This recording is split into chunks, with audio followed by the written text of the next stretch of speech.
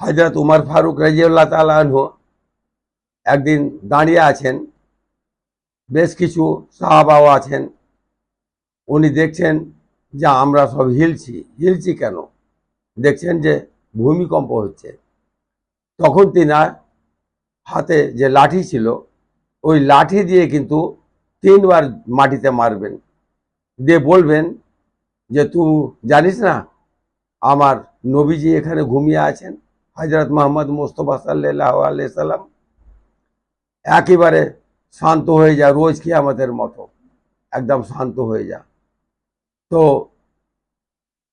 আরবের মাটিতে কোনোদিন আর ভূমিকম্প হয়নি। তার আশেপাশে যতগুলো দেশ আছে সব দেশে হয়, কিন্তু আরবে কোনোদিন হয় না। ভিডিওটাকে লাইক, শেয়ার, কমেন্ট করে চ্যানেলটাকে সাবস্ক্রাইব করুন। আল্লাহ হাফিজ।